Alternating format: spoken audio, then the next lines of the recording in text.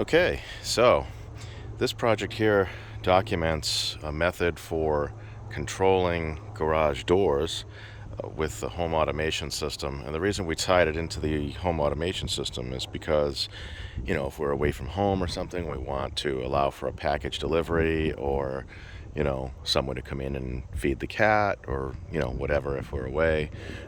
This makes it super easy, so you don't have to hand out a code, or you don't have to give someone a key or any of that kind of stuff. So what I'm going to do is just show how this works. So I've got my phone, and on my phone I have a dashboard for the home automation system. So of course what you see here is all the stuff that's currently on the system. So I have these two switches down here, one for each garage door. So if I want to open up the first door, right, the one on the left, I'll hit that, and that door opens. And if I want to open the second door, and I hit the other one. So independent control of both doors. And apologize for the mess. We're currently in the process of getting a shed built, so some of this junk will be taken out of here. But what makes this possible is most garage doors, when they are controlled by the inside buttons, respond to nothing more than a pulse when you hit any one of these buttons. It just simply sends a pulse over the control wires to to the actual control unit.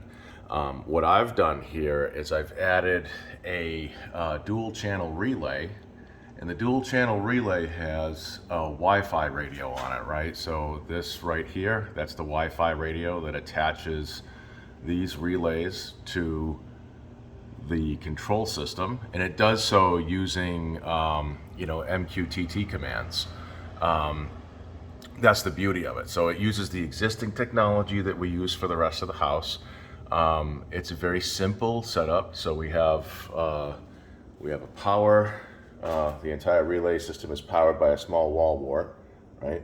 So it just comes up here, feeds DC to the relay unit, and when the relays fire, you can see there's two individual channels of control that are wired in parallel with these two manual internal switches.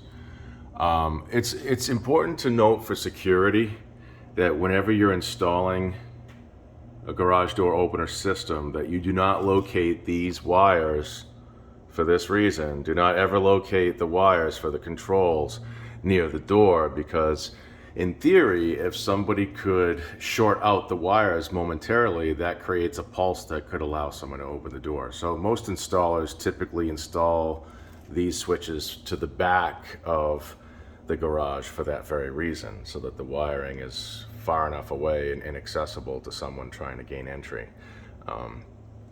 But basically the process, for wiring this is just a simple parallel scheme. So for one, this is one door, I think the second door right here, and you can see that for each wire I've created two connection points, one for the actual original switch, and then the other one for the parallel connection to one of the relays.